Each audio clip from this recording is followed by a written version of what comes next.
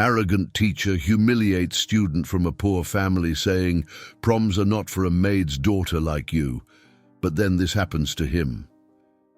Lisa was born in a small town, the only daughter of Donna Mary, a housekeeper who worked tirelessly to support the family. From an early age, life presented challenges, but Lisa always stood out for her intelligence and determination. At the public school she attended, she was known for her exceptional talent in mathematics and physics, subjects that naturally sparked her curiosity and displayed an unusual ability. While Donna Mary worked long hours, often facing financial hardships, Lisa dedicated herself to her studies, earning awards and local recognition. Her performance caught the attention of teachers and principals, and thanks to her dedication, she received a scholarship to a renowned physics college in a large city far from her hometown. Lisa stood at the entrance of the modest house where she had grown up, her bags lined up beside the door and the taxi parked out front. The driver waited patiently, but the moment was paralyzed by a whirlwind of emotions.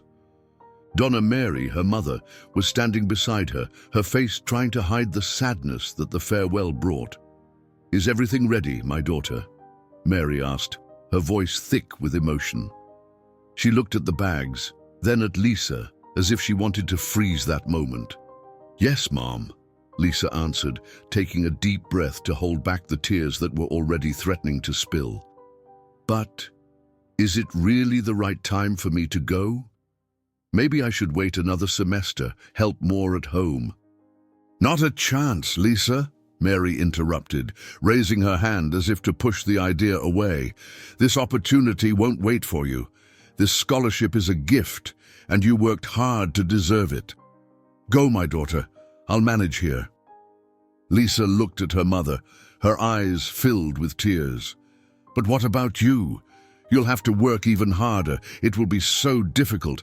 I don't know if I can accept this." "There's nothing to accept," said Mary firmly, though her voice trembled. "I didn't spend all these years fighting for you to give up now. Lisa, your only job is to study, understand. I'll work as much as I need to. Don't even think about questioning this again." "I just wish I could help," Lisa said, finally giving in to tears. She moved forward and hugged her mother tightly, feeling Mary's tired arms embrace her back. "I'll do this for us, Mom, I promise. One day, you won't have to work anymore." "I know that, my daughter," Mary replied, her voice now overcome with emotion. "I know you'll go far, you'll shine. I just want you to never forget where you came from, and that everything we've been through until now was to take you forward." The two of them remained in each other's arms for several minutes, Lisa's sobs mingling with her mother's comforting murmurs. The taxi driver honked politely, signaling that time was running out. "Go, Lisa," said Mary, stepping back. She wiped the tears from Lisa's face with her rough hands and tried to smile. "The road is calling you." Lisa grabbed her bags and gave one last look at her mother before getting into the taxi. "I love you, Mom. Thank you for everything. I'll never forget." "I love you too, my daughter. Go with God and call me when you arrive, okay?" The car pulled away, and Mary stood at the gate, waving until the taxi disappeared around the corner. Lisa, inside the car, tried to look ahead, but her eyes kept returning to the rearview mirror, where her mother's image seemed to fade away with every second. She wiped her face and stared at the long road ahead. During the ride, Lisa was lost in thought, her eyes fixed on the taxi window. This was her first time away from home, and every kilometer seemed to weigh on her chest.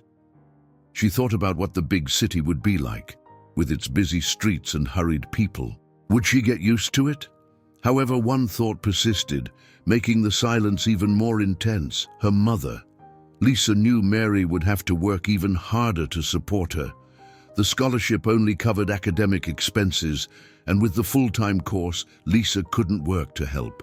Mary, with the determination she had always had made it clear: "I'll take care of everything. You just need to study." But that didn't make the idea any less painful. "Is she okay now?" Lisa wondered, tightening her hands in her lap.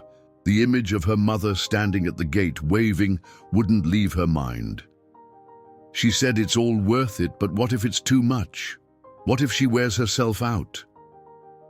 Anxiety took over, but she tried to push it away with a comforting thought. I'll dedicate myself. I'll study so hard that this won't be in vain. One day, I'll give my mother the life she deserves.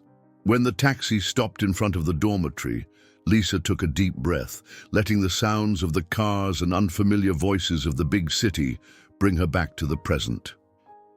She got out with her bags, paid the driver with the little she had, and stood still for a few seconds, watching people rush by. She felt tiny in this environment, but she knew she had to move forward. She entered the dormitory, where a staff member handed her a key and pointed her to her room. She found her room, opened the door, and saw a modest space with a bed, a desk, and a small wardrobe. She placed the bags on the floor and looked around.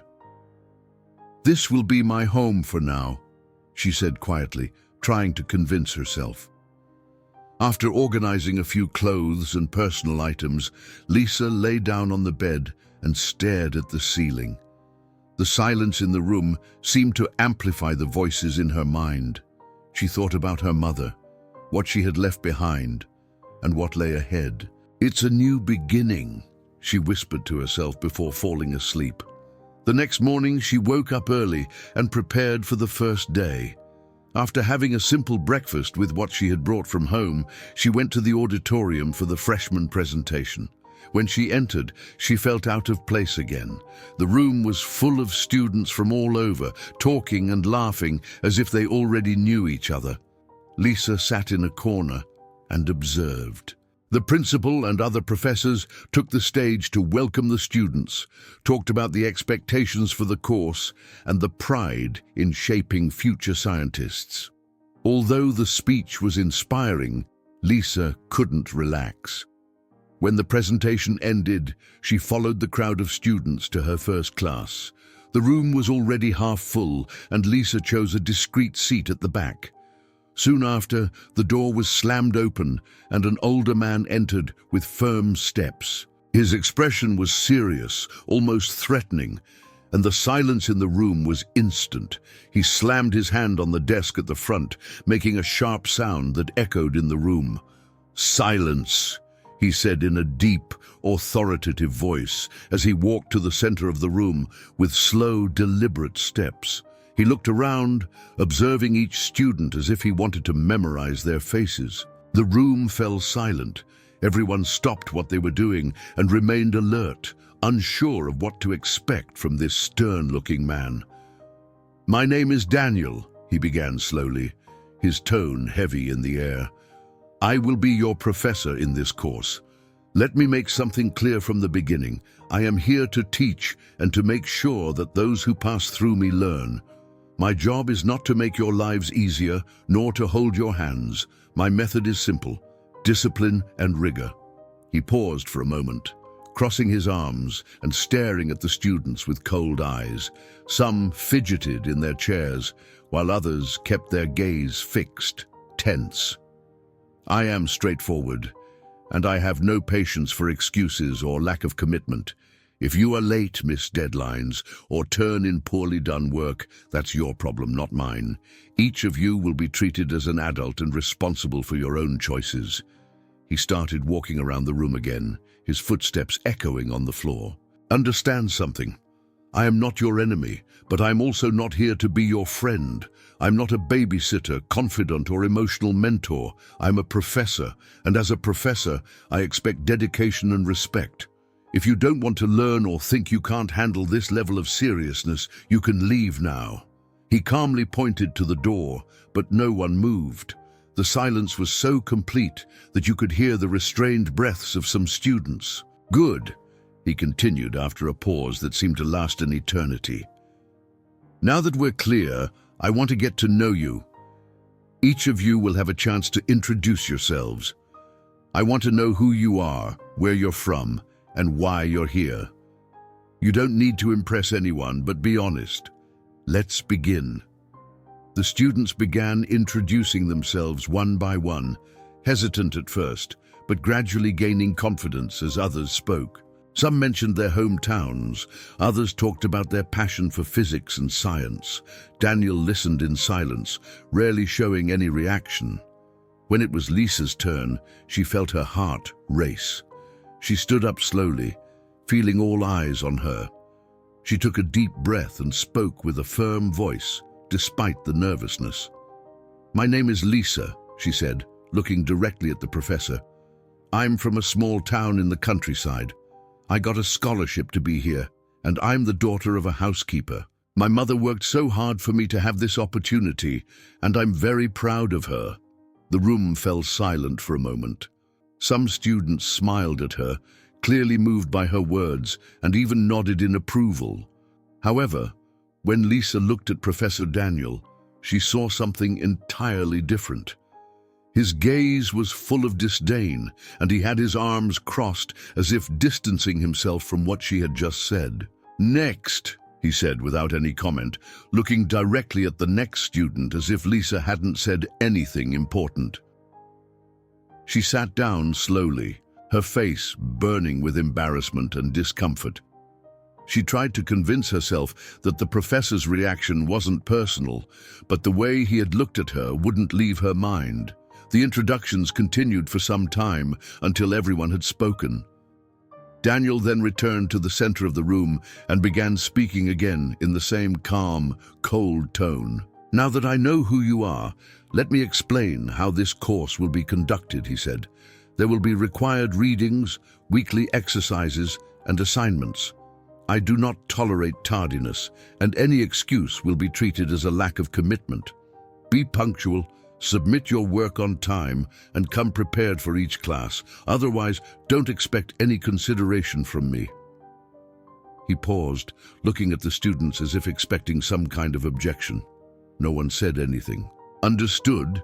he asked, more as a formality than an opening for dialogue. Some students nodded timidly while others remained still, processing what they had just heard. "Great. Then for today, you're dismissed," he concluded, grabbing some papers from his desk and walking toward the door without even looking back. Lisa felt the weight of the day fall on her as she gathered her things and left the room with the others. When she got back to the dorm, she took a hot shower, ate something she had brought from home, and sat on the bed, still trying to make sense of Daniel's expression when she introduced herself. "It was probably just a coincidence," she murmured to herself, but the discomfort lingered. Despite this, exhaustion took over, and she soon fell asleep. Lisa's years at the university were marked by academic achievements and deep friendships. From the beginning, she stood out as the best student in the class, absorbing every concept quickly and always ready to help her peers. Her flawless grades and dedication were recognized by everyone, and her humility made her beloved by almost everyone in the room. Her classmates often invited her to study groups, and her name was always remembered when someone needed help understanding the more difficult topics. Outside of class, Lisa kept a routine of regular phone calls with her mother. "Hi, Mom. How are you?" she'd say, smiling as she heard Donna Mary's voice on the other end. "Today's class was tough, but I understood everything. The professor talked about an experiment I want to try in the lab." On another occasion, she'd ask, "Are you taking care of yourself? You're not overworking, right?" Mary would always deflect, assuring her she was fine. Despite the distance, they stayed connected, and every accomplishment Lisa made was shared with enthusiasm. However, there was something that bothered Lisa deeply: Professor Daniel's behavior. Since the first day, he seemed to avoid her. Whenever she asked a question in class, he'd answer quickly and curtly, almost as if he was doing her a favor. Over time, the coldness became more apparent to everyone. While other students received detailed explanations and even occasional praise, Lisa was treated with indifference, as if her presence annoyed him. With each passing semester, this attitude seemed to worsen, but Lisa chose to ignore it, focusing on her studies. When there was only 1 year left before graduation, The atmosphere in the classroom was different. The nearing end of the course had students excited, and conversations about the graduation party became more frequent. In one of Daniel's classes, while he explained a complex topic, the class couldn't contain their excitement. Some whispered, others laughed, and Lisa, sitting next to her friends, was at the center of the conversation. "The party's going to be amazing," one of her classmates said, laughing. "Have you thought about what you'll wear?" "I just hope the food is good," joked another, causing more laughter. Lisa smiled. "It's going to be a day to remember for sure. Our class deserves a celebration after everything we've been through." "Silence," Daniel said, slamming his hand on the desk. The room went silent for a moment, but the excitement was so strong that soon murmurs began again. Daniel narrowed his eyes, clearly irritated, but continued explaining. However, when Lisa, not realizing the growing tension, made a cheerful comment about the graduation party, he suddenly stopped speaking. The silence in the room was immediate, and all eyes turned to the professor. "Lisa," he began, his voice cold but filled with restrained fury, "since you seem so interested in the graduation party, why don't you stand up and share with the class what you think is so important? After all, it must be something brilliant, since you're distracting all of us." Lisa looked at him, surprised and confused. Sorry, Professor, You were just disrupting the class." "As always," Daniel interrupted, now louder. He took a few steps forward, fixing his gaze on her as if he was about to attack her with sharp words. "Do you think you're here to participate in parties, Lisa? That everything given to you was for you to worry about frivolities?" "It wasn't my intention," she tried to explain, but Daniel interrupted again. "Intention?" he raged. "I'll tell you what your intention should have been, Lisa. To thank every day for receiving an opportunity you clearly don't deserve. Do you think you belong here? A graduation party isn't for people like you, a housekeeper's daughter, a scholarship student, trying to pretend you're like the rest. Don't deceive yourself. You will never be like them." Lisa felt her face burn, as if each of his words was a blow. The entire room was silent, shocked. Some students began to murmur, but Daniel raised his hand, silencing any attempt at intervention. "Do you know what's more frustrating?" he continued, staring directly at her.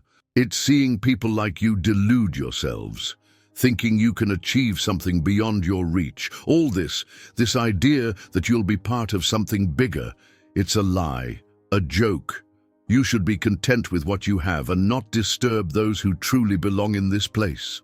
Tears began to stream down Lisa's face, but she remained seated, in shock. Her hands trembled, and the words seemed trapped in her throat. Some students began trying to intervene. "Professor, that's enough," said Larry, a classmate sitting next to her. "This is completely unnecessary." "I'll speak when it's enough, Larry," Daniel snapped, without even looking at him. "And now I'm teaching a very important lesson." "This isn't a lesson, it's cruelty," retorted Olivia, another student. "You have no right to treat her like this." "I have the right to discipline those who are disrupting my class," Daniel responded, maintaining his authoritative tone. "If you think you can teach better than I can, the door is open." Finally, Lisa stood up, grabbed her things with trembling hands, and quickly left the room without saying a word. The tears flowed freely down her face as she walked down the hall, trying to find a place to hide. When Daniel turned his attention back to the class, he seemed unconcerned with Lisa's abrupt departure. He picked up a piece of chalk to continue the lesson, but before he could speak, another student stood up. "How can you do this to her?" William asked, his voice full of indignation. "She's the most dedicated student in the class, the best student we have. Aren't you ashamed to treat someone like this?" "She's never done anything against you," added Kimberly, standing up as well. "She's always been polite, always respected everyone. What do you have against her? Because we all know there's something." "I'm not obligated to justify my actions to you," Daniel replied, now visibly irritated. "This isn't a democracy. I'm the professor here." "And a terrible one," shot Stephen, standing up from his chair. "You've humiliated her since the first year. Everyone here has seen this, but no one had the courage to speak out until now." "It's prejudice," shouted Sarah from the back of the room. "She's the only scholarship student in the class, and you make sure to remind us of that every time. But here's what's funny. She's better than any of us, even better than you." "That's right," agreed Kimberly. "She's always helped us, even when she didn't have to, and you treat her like garbage. Why? Why does her background bother you so much?" Some students began leaving the room, shaking their heads in disapproval. "Let's go after Lisa," said Olivia, standing up. "She doesn't deserve to go through this alone." As the students left, others continued confronting Daniel. "You're a monster," William shot. "A bigot who should never have been a teacher. I hope you pay for this." Daniel tried to regain control, but his voice now sounded less firm. The room was in revolt, and even those who weren't close to Lisa stood up to support her or left to accompany her. Lisa was sitting on a bench in the hall, her face buried in her hands as tears streamed down her face. The sound of footsteps echoed in the distance, but she wasn't paying attention. Her mind kept repeating Daniel's cruel words as if they were burned into her memory. She felt shame, humiliation, and above all, a deep pain that seemed to crush her chest. "Lisa?" called Kimberly, her voice soft and full of concern. She approached slowly, followed by other classmates who had left the room. "We're here for you. You're not alone." Lisa lifted her face, her eyes red and swollen. "I don't know what I did for him to hate me so much," she murmured, her voice thick with emotion. "I've always tried to do my best, respect everyone, but he hates me." "He doesn't hate you, Lisa," William said, sitting beside her on the bench. "The problem isn't you. The problem is him. He can't stand seeing someone like you, someone who came from where you came from, shine brighter than anyone." "And you shine, Lisa," Olivia added, kneeling in front of her. "We all see it. You're the best student, the most dedicated person we know. He's just a bitter man, incapable of dealing with his own mediocrity." "She's right," said Sarah, crossing her arms as she looked at Lisa with determination. "You're amazing. And what he did today was unacceptable. He needs to pay for this." "But what can we do?" Lisa asked, wiping her face with the back of her hand. "He's the professor. Who's going to believe me?" "We will," Larry said, his voice firm. "We all saw what happened today, and this isn't the first time. We all know how he treats you differently, how he humiliates you whenever he can. It's time we do something. And it's not just about you," Kimberly added. "If he was able to do this to you, who knows how many others have gone through this? We need to take this to the administration, together." Lisa hesitated for a moment, but the determined looks from her classmates convinced her. "You'd do that? For me?" "Not just for you," William replied. "For everyone he's hurt, and to make sure he doesn't do this to anyone else." In the following days, the students acted as one. Each of them gave statements to the university administration, detailing not only what happened that day, but the years of discriminatory behavior by Daniel. As the internal investigation unfolded, more evidence came to light. Other students from past classes began to report similar experiences, describing Daniel as arrogant, prejudiced, and consistently hostile towards students he considered inferior. Within weeks, the university made its decision. Daniel was called to the administration and informed that he was being dismissed for inappropriate conduct and discriminatory behavior. Moreover, the administration decided to report his case to the Teaching Licensing Board, resulting in the revocation of his teaching license. When the news reached the class, there was a mix of relief and justice. "He deserved it," Kimberly said, smiling at Lisa. "Finally, someone put an end to it." But the surprises didn't stop there. As a gesture of apology and recognition, the university announced that it would fully cover Lisa's expenses for the graduation party, including outfits, invitations, and any other necessary costs. "It's the least we can do for such a dedicated student," the dean said when announcing the decision. Finally, the graduation day arrived. The hall was beautifully decorated, with bright lights and a vibrant energy in the air. Lisa wore a simple yet elegant dress and looked radiant. When her name was called to receive the diploma, the audience erupted in applause, especially her classmates, who had become true friends over the years. But the most emotional moment came when the principal announced a special award for the best student in the class. This award goes to someone who not only achieved the best grades, but demonstrated resilience, dedication, and inspiration to us all, he said, smiling. Lisa. Mary, sitting in the audience, held her hands to her face as tears of pride streamed down her cheeks. "That's my daughter," she murmured, almost not believing what she was seeing. She stood up, applauding with all the enthusiasm in the world. Lisa walked onto the stage to receive the award, holding the microphone with trembling hands. "I just want to thank my mom," she said, her voice emotional. "Everything I am, everything I've achieved is because of her. Mom, this is for us." Mary stood up, waving to her daughter with a tearful smile. At the end of the ceremony, mother and daughter hugged like never before. "You did it, my girl," Mary said, holding Lisa's face in her hands. "I always knew you would." "I only succeeded because I had you, Mom," Lisa replied, smiling with her eyes sparkling. The graduation party was a celebration of unity and achievements, a perfect end to years of struggle and overcoming.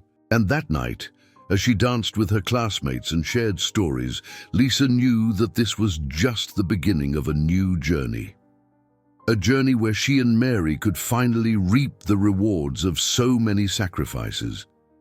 If you enjoyed this story, don't forget to subscribe to the channel, leave a comment, give it a like, and activate the notification bell so you don't miss any of our upcoming videos. See you in the next story.